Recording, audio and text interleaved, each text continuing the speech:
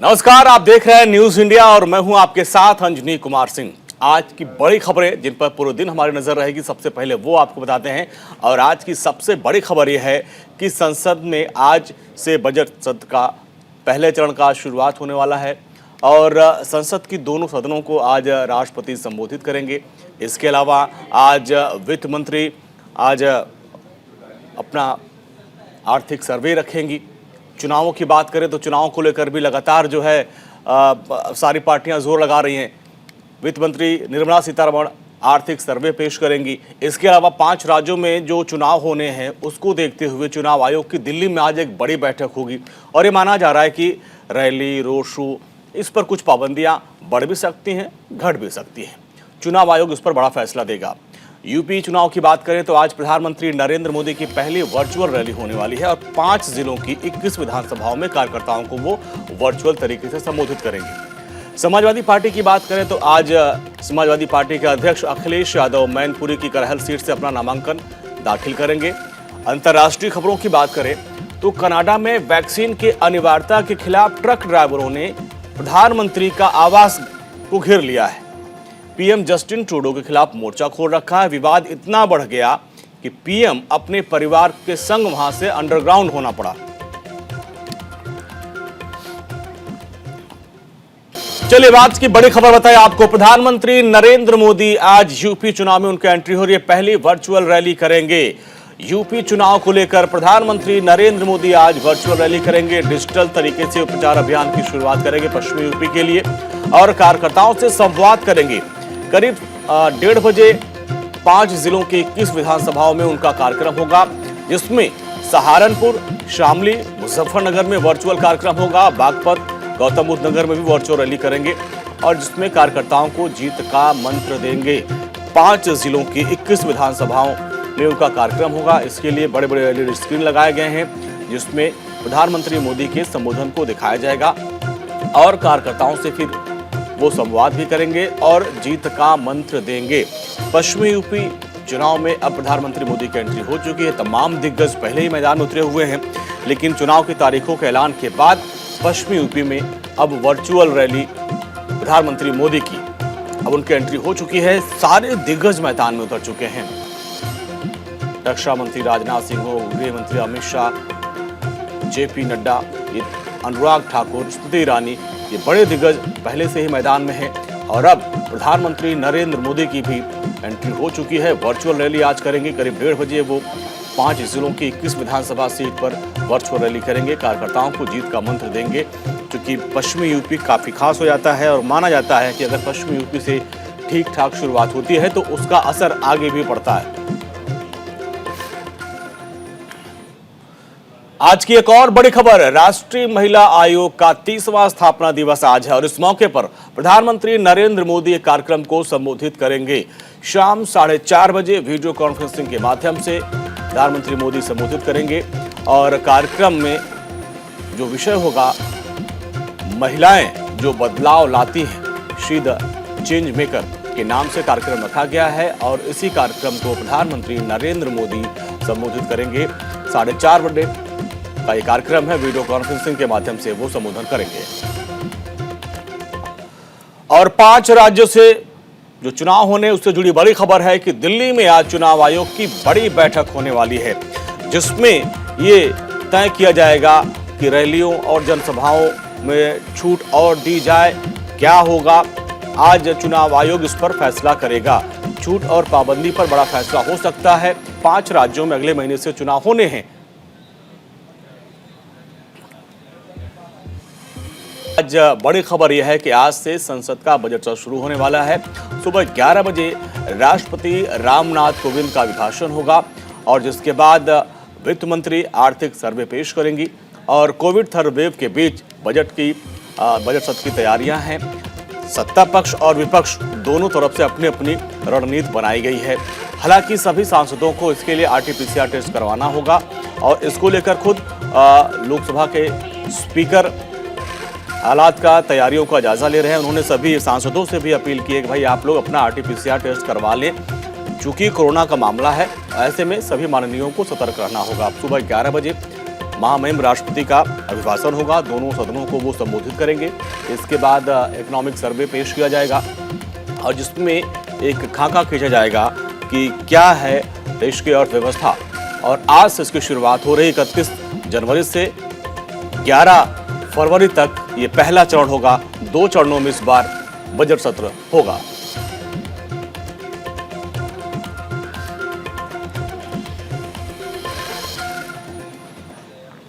तो आज से बजट सत्र की शुरुआत हो रही है, लेकिन बजट कैसे बनता है, किन सावधानियों का इसमें पालन करना पड़ता है, इस पूरी जानकारी को देखिए इस रिपोर्ट के जरिए।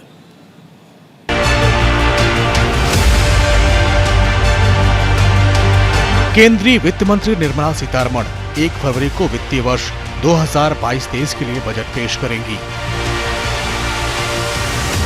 कोरोना महामारी की वजह से सरकार इस बार पेपरलेस बजट पेश करेगी। जहां बजट पेश करने की तारीख 1 फरवरी तय है, लेकिन इसकी तैयारी कई महीने पहले शुरू हो जाती है। हजारों लोग दिन रात एक करके मेहनत करते हैं, तब जाकर देश का बजट तैयार होता है।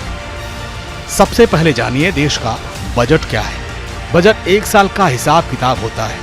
बजट पेश करने से पहले एक सर्वे कराया जाता है, जिसमें सरकार की कमाई का अनुमान लगाया जाता है। बजट में सरकार अनुमान लगाती है उसे प्रत्यक्ष कर, अप्रत्यक्ष कर और अलग अलग मंत्रालय के जरिए कितनी आय होगी। इस सर्वे में यह भी पता लगाया जाता है कि अगले साल सरकार का कितना खर्च अनुमानित है। सीधे शब्दों में कहें तो बजट 1 साल में होने वाली कमाई और खर्चे का ब्यौरा होता है।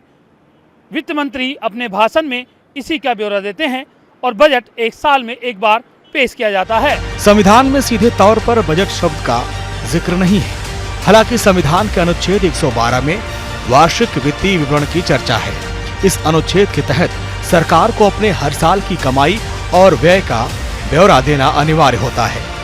इस अनुच्छेद के मुताबिक बजट पेश करने का अधिकार राष्ट्रपति को होता है, लेकिन राष्ट्रपति खुद बजट पेश नहीं करते। आमतौर पर देश के वित्त मंत्री ही बजट पेश करते हैं, लेकिन उनकी अनुपस्थिति में राष्ट्रपति किसी और से भी बजट पेश करा सकते हैं। देश में हाल ही में ऐसा तब हुआ जब अरुण जेटली बीमार थे और पीयूष गोयल ने वित्त मंत्री न रहते हुए भी बजट पेश किया। बजट को तैयार करने का काम काफी जटिल होता है। बजट तैयार करने में वित्त मंत्रालय, नीति आयोग, सरकार के अन्य मंत्रालय शामिल होते हैं। वित्त मंत्रालय इन्हीं अलग अलग मंत्रालयों के अनुरोध पर खर्च का एक प्रस्ताव तैयार करता है। इसके बाद बजट बनाने का काम वित्त मंत्रालय के अंतर्गत आने वाला बजट सेक्शन करता है। बजट सेक्शन सभी केंद्रीय मंत्रालयों, राज्यों, केंद्र शासित प्रदेशों, विभागों, सैन्य बलों को सर्कुलर जारी करता है, जिसमें आगामी साल के लिए खर्चों का एस्टीमेट मांगा जाता है। मंत्रालयों और विभागों की ओर से एस्टीमेट आने के बाद केंद्रीय मंत्रालय और वित्त मंत्रालय के व्यय विभाग के बीच चर्चा होती है। साथ साथ आर्थिक मामलों का विभाग और राजस्व विभाग, किसान, कारोबारी, FII, अर्थशास्त्री, सिविल सोसाइटी जैसे हितधारकों के साथ बैठक करते हैं और उनसे बजट को लेकर राय मांगते हैं। इस प्रक्रिया को बजट पूर्व चर्चा भी कहा जाता है। बजट पूर्व चर्चा बैठकों का दौर खत्म होने के बाद टैक्स प्रस्ताव पर अंतिम फैसला वित्त मंत्री के साथ लिया जाता है। बजट को अंतिम रूप देने से पहले प्रस्तावों पर प्रधानमंत्री के साथ चर्चा की जाती है और उन्हें फैसलों के बारे में अवगत कराया जाता है। देश का बजट एक्सक्लूसिव और गोपनीय डॉक्यूमेंट्स होता है, इसलिए इसे तैयार करने में चुनिंदा अधिकारी ही लगाए जाते हैं। इस प्रक्रिया में इस्तेमाल होने वाले सभी कंप्यूटर को इंटरनेट और दूसरे नेटवर्क से डीलिंक कर दिया जाता है। बजट छपाई की प्रक्रिया से जुड़े 100 से ज्यादा अधिकारी और कर्मचारी 10 दिनों के लिए पूरी दुनिया से कटे कटे रहते हैं। कर्मचारियों को घर तक जाने की इजाजत नहीं होती। नॉर्थ ब्लॉक के बेसमेंट स्थित प्रिंटिंग प्रेस में बजट से जुड़े ये अधिकारी और कर्मचारी लगभग लॉक कर दिए जाते हैं। जब तक बजट पेश नहीं हो जाता, तब तक बजट तैयार करने की प्रक्रिया से जुड़े लोगों की सुरक्षा व्यवस्था को देखते हुए वित्त मंत्रालय की सुरक्षा व्यवस्था चाक चौबंद रहती है। आने जाने की इजाजत नहीं होती। बजट बनाने के दौरान वित्त मंत्रालय में सिक्योरिटी का कड़ा पहरा रहता है। इस दौरान खुफिया विभाग से लेकर के साइबर सिक्योरिटी तक अलर्ट रहते हैं। यही नहीं, इस दौरान बाकायदा मोबाइल नेटवर्क भी काम नहीं करते। बाकायदा इस दौरान सिर्फ लैंडलाइन के द्वारा ही आदान प्रदान किया जाता है। बजट से ठीक पहले वित्त मंत्रालय की ओर से हलवा समारोह का आयोजन किया जाता है। ये हलवा समारोह इस बात का परिचायक होता है कि बजट को अंतिम रूप दे दिया गया है। इसके छपने का काम शुरू हो चुका है। इस समारोह के जरिए बड़ी संख्या में बजट तैयार करने वाले अधिकारी और कर्मचारियों के प्रति आभार व्यक्त किया जाता है। बजट पेश करने की तारीख वैसे तो 1 फरवरी तय है, लेकिन इस पर सरकार लोकसभा स्पीकर की औपचारिक सहमति लेती है। इसके बाद लोकसभा सचिवालय के महासचिव राष्ट्रपति से मंजूरी लेते हैं। वित्त मंत्री लोकसभा में बजट पेश करते हैं। बजट पेश करने के ठीक पहले समरी फॉर द कैबिनेट के जरिए बजट के प्रस्तावों पर कैबिनेट को जानकारी दी जाती है। वित्त मंत्री के भाषण के बाद बजट को सदन के पटल पर रखा जाता है। Bureau report, news India. तो ये आपने जानी पूरी प्रक्रिया, कैसे बजट बनता है, क्या इसकी प्रक्रिया होती है। 1 फरवरी को, बड़ी खबर बता दें कि 1 फरवरी को केंद्रीय कैबिनेट की बैठक होनी है और जिसमें केंद्रीय बजट 2022 को मंजूरी दी जाएगी। सुबह 10 बजे केंद्रीय कैबिनेट की ये बैठक होगी और जिसमें केंद्रीय बजट को मंजूरी दी जाएगी, क्योंकि आज इकोनॉमिक सर्वे पेश किया जाएगा, इसके बाद कल बजट पेश किया जाएगा और उसके पहले केंद्रीय कैबिनेट की बैठक होगी और 1 फरवरी को ही ये केंद्रीय कैबिनेट की बैठक होनी है और 1 तारीख को फिर ये बजट भी पेश किया जाएगा। तो ये बड़ी जानकारी आपको दें, केंद्रीय बजट 2022 को कैबिनेट की तरफ से मंजूरी दी जाएगी। इसके बाद वित्त मंत्री बजट को पेश करेंगी और चूंकि इस बार बजट से काफ़ी उम्मीदें हैं और उम्मीदों का पिटारा कल खुलने वाला है, लेकिन उसके पहले केंद्रीय कैबिनेट की एक बैठक होती है। उस बैठक में इस बजट को अपनी मंजूरी दी जाती है। इसके बाद वित्त मंत्री इस बजट को पेश करेंगे। एक और बड़ी खबर आपको बता दें, देश के नए chief economic adviser press conference करेंगे। अभी 2 दिन पहले इनको नियुक्त किया गया है डॉक्टर वी अनंत नागेश्वरन और आज वो प्रेस कॉन्फ्रेंस करेंगे। संसद में आर्थिक सर्वे पेश के बाद रखेंगे अपनी बात और पहली बार डॉक्टर नागेश्वरन मीडिया से मुखातिब होंगे। हालांकि इस बार उनको समय कम मिला है क्योंकि 2 दिन पहले ही उनको नियुक्त किया गया था, 28 तारीख को उनको नियुक्त किया गया था और जो आर्थिक सलाहकार होते हैं यही जो है आर्थिक सर्वे बनाते हैं, इन्हीं के गाइडलाइंस में। अब जब सर्वे पेश हो जाएगा तो वो मीडिया से मुखातिब होंगे और अपनी बात रखेंगे। चलिए अब चुनाव की बात करते हैं। बड़ी खबर यूपी के चुनाव से। समाजवादी पार्टी के राष्ट्रीय अध्यक्ष आज मैनपुरी दौरे पर रहेंगे और अब चूंकि मैनपुरी की करहल सीट से वो चुनाव लड़ रहे हैं, आज अपना नामांकन दाखिल करेंगे और इसके लिए सुबह 10:30 बजे सैफई से मैनपुरी जाएंगे अखिलेश यादव। 11:30 बजे मैनपुरी में नामांकन दाखिल करेंगे अखिलेश यादव। तो इस वक्त की बड़ी खबर, दिग्गज अब नामांकन आज करेंगे अखिलेश यादव। समाजवादी पार्टी के राष्ट्रीय अध्यक्ष आज वो मैनपुरी पहुंचेंगे, चूंकि करहल से वो चुनाव लड़ रहे हैं। आज मैनपुरी जाकर अपना नामांकन दाखिल करेंगे। और चुनाव से जुड़ी यूपी से एक और बड़ी खबर आ रही है। अलीगढ़ में आज आरएलडी के सुप्रीमो जयंत चौधरी का कार्यक्रम है। खैर, इगलास और बरौली सीट पर चुनाव प्रचार करेंगे। 9:30 बजे टप्पल क्षेत्र में मालब गांव में जनसंपर्क करेंगे। 11 बजे ईदलपुर में, 12:30 बजे गोंडा में रोड शो जनसंवाद का कार्यक्रम होगा। 1 बजे गोराई पहुंचेंगे। 3:30 बजे बरौली में एक जनसभा को संबोधित करेंगे जयंत चौधरी।